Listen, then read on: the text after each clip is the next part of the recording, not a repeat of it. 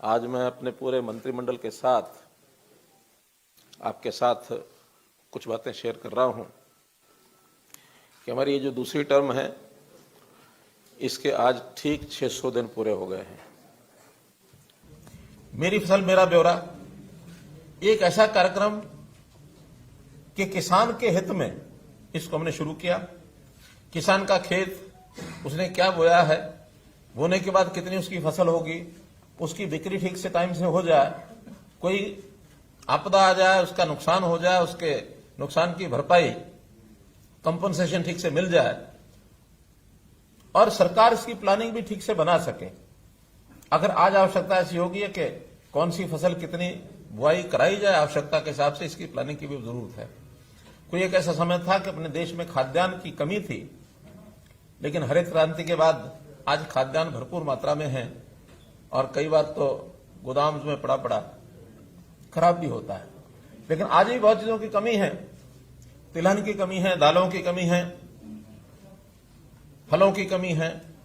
तो इन चीजों को सरकार प्लान कर सके ठीक से, तो इसलिए मेरा फसल मेरा ब्यौरा ये भी आपकी जानकारी के लिए हरियाणा में हमने कार्यक्रम चलाया। इसको भी अब बाकी प्रांत आगे बढ़ा रहे हैं। हम तो यहां जमीनों का रजिस्ट्रेशन एक प्रकार का फसलों का 2 साल से कर रहे हैं। पंजाब में इस बार केंद्र की ओर से एक निर्देश गया कि सब किसान जानकारी दें कि कौन कितनी फसल बोता है।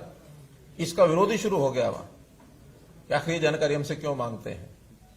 हमारा तो कहना है कि किसान की भलाई में है ये जानकारी, हमने इसमें से निकालना कुछ नहीं है, लेकिन किसान की भलाई इसमें है कि उसकी उगाई फसल ठीक से प्रोक्योर हो जाए, योजना में उसको लाभप्रद चीजें उसको बताया जाए, जमीन खाली कौन सी रहेगी उसका भी उसको लाभ होता है तो वो भी उसको बताया जाए। और फिर किसानों को हमने प्रोक्योरमेंट जो की है 11 फसलों की प्रोक्योरमेंट हम लोग कर रहे हैं और इस प्रोक्योरमेंट के बाद पहली बार हमने किसानों को सीधी पेमेंट दी है, डायरेक्ट डीबीटी के माध्यम से।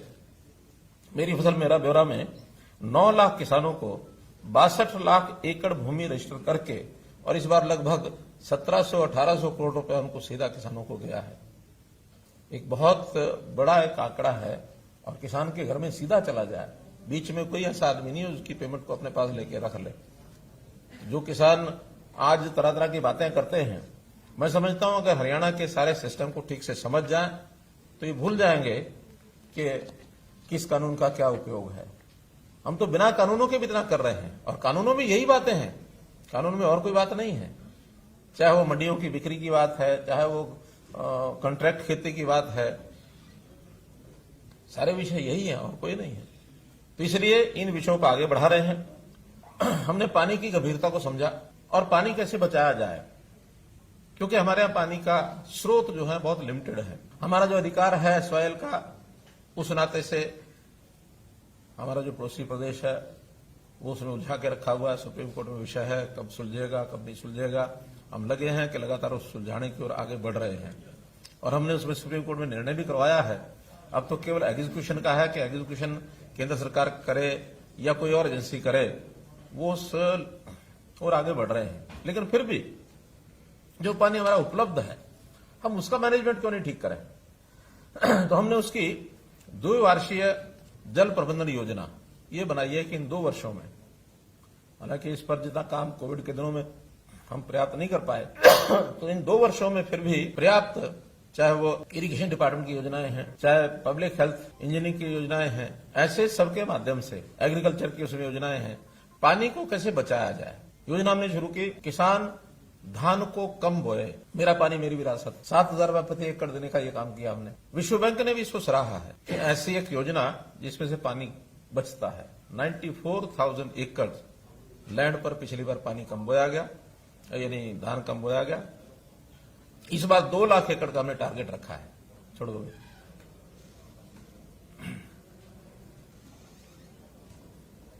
2 लाख टारगेट हमने एकड़ का रखा है और मैं समझता हूं इसको हम पर्याप्त करेंगे।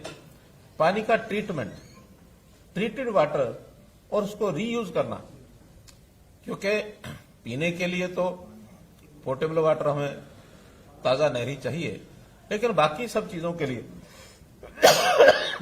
ट्रीटेड वाटर को रीयूज करने की स्कीम हमारी बन सकती है। उस पर हम बना रहे हैं और उसके कारण से भी पानी की हमारी खपत कम हम कर पाएंगे। इरिगेशन में माइक्रो इरिगेशन, जो काडा डिपार्टमेंट उसको मिकाडा बनाया ताकि माइक्रो इरिगेशन के ऊपर हम लोग काम कर सके, ताकि पानी की कैसे बचत हो। तो मित्रों, पानी पर हम लोग बहुत गंभीरता से विचार कर रहे हैं ताकि कॉमन मैन को ये पानी कैसे मिले। एक कल ही हमारे डिप्टी सीएम ने कुछ इंडस्ट्री के लोगों से बातचीत की, तो उन्होंने ट्रैक्टर्स को जो क्या बोलते हैं ट्रैक्टर को, ई ट्रैक्टर, इलेक्ट्रिक व्हीकल के नाते से वो डीजल से नहीं चलेंगे बल्कि ई ट्रैक्टर के नाते से उनका एक प्रावधान निकला है। तो ई ट्रैक्टर को प्रोत्साहन देने के लिए हम लोगों ने यह तय किया है कि इसका आज 600 दिन हुए हैं, तो 600 पहले ट्रैक्टर्स उनको अप्लाई करना होगा 3 महीने, यानी अभी हम जून में हैं तो जुलाई, अगस्त, सितंबर, 30 सितंबर तक जो लोग ट्रैक्टर बुक कराएंगे, खरीदना चाहेंगे, उनको ई ट्रैक्टर पर 25% का लाभ मिलेगा। और अगर वो संख्या 600 से ऊपर हो जाती है, क्योंकि अप्लाई करेंगे पहले, तो फिर बाय लॉट 600 लोगों को यह लाभ मिलेगा। 600 से कम रह जाते हैं तो सबको मिलेगा। मित्रों, अब मैं थोड़ी बात किसान आंदोलन की करता हूं। देखिए, हमने किसान आंदोलन के बारे में पहले भी कई बार बताया, मैं फिर बता रहा हूं और आपके माध्यम से फिर आज 600 दिन पूरे होने पर मैं अपील भी करता हूं कि इन 3 कानूनों का कोई दुष्प्रभाव ऐसा नहीं है जिस प्रकार का प्रचारित किया जा रहा है। पीछे हमारे जो फार्मर्स थे, प्रोग्रेसिव फार्मर्स, उस दिन भी मैंने कहा था कि हम इनका उपयोग करना शुरू करें, एक बार इसको लागू होने दें, लागू होने के बाद कोई भी उसका दुष्प्रभाव होगा तो आखिर किसान भी इस देश के हैं, सरकारें भी इस देश की हैं, लागू करने वाले भी यहीं के लोग हैं, सब मिलकर के इसके ऊपर फिर विचार करेंगे कि हम लोग इस पर काम करने के लिए तैयार हैं। हम किसानों की सब सुविधाएं वो आज भी दे रहे हैं, आगे भी देते रहेंगे, कहीं इसमें कमी नहीं है।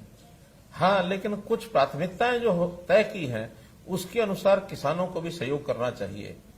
खास करके जो एक विषय में भी 2 विषय रादर बताने जा रहा हूं कि ट्यूबवेल कनेक्शंस ये हमने खोल दिए हैं, लेकिन एक ही शर्त लगाई है कि 35 हार्स पावर तक अभी प्राथमिकता पर हम देंगे, लेकिन 15 से ऊपर जो हार्स पावर है उसको माइक्रो इरिगेशन के साथ जरूर जोड़ेंगे। अगर माइक्रो इरिगेशन का हमने प्रावधान नहीं किया यहां, जो कि पैसा सारा सरकार दे रही है, 85% सरकार दे रही है, तो इसका मतलब हम पानी के प्रति हमारा प्रेम नहीं है। पानी का संकट इतना ज्यादा है कि अगर हमने इसको ध्यान नहीं किया तो हमारी अगली पीढ़ियां पानी के बिना ही चिल्लाएंगी। एक बहुत बड़ा संकट आगे खड़ा होगा। तो हमारा यह दृढ़ निश्चय है कि पानी को जरूर बचाएंगे। सरकार यानी किसान की फसल को कम नहीं होने देंगे। माइक्रो इरिगेशन पर भी फसल कम नहीं होती है, उसका एक सिस्टम बनाना पड़ता है, और जो सिस्टम बनाएगा उसको हम पावर कनेक्शन देते चले जाएंगे। ये जो आ रहा है कि इस बेल्ट में बंद कर दिए, उस बेल्ट में कनेक्शन बंद कर दिए, सब गलत है। 35 से ऊपर भी, जब ये 35 वाले सारे कंप्लीट हो जाएंगे, उसके बाद ऊपर के वो भी माइक्रो इरिगेशन के साथ उसको खोलेंगे। 100 मीटर से नीचे अगर पानी चला गया तो अनिवार्य रूप से ही माइक्रो इरिगेशन जरूरी है। 100 फुट से अगर नीचे चला गया तो अनिवार्य माइक्रो इरिगेशन है। 100 फुट से ऊपर है तो थोड़ी रिलैक्सेशन अगर छोटी मोटर है तो दी जा सकती है। तो इसलिए बिल्कुल स्पष्ट एक संकेत हम देना चाहते हैं। हमारी नीति है कि पानी बचाएंगे तो अगली पीढ़ियों को सुख पाएंगे वो। इसलिए इस पर 100 फुट से नीचे माइक्रो इरिगेशन सब्सिडी तो वाकई में भी है। 85% सब्सिडी सब जगह है, 100 से नीचे नहीं, बाकी जगह भी है। क्यों? हमारे हैं सब जगह है, सब जगह है, कोई 100 से नीचे नहीं, सब जगह ही होगा। और एक दूसरा विषय, इस बार हमने बाजरे की खरीद की। एक बहुत अच्छा संदेश उसका गया कि हम हरियाणा में बाजरा खरीद रहे हैं और सबका खरीद रहे हैं। संयोग से 7 लाख मीट्रिक टन से ऊपर हमारी खरीद हुई।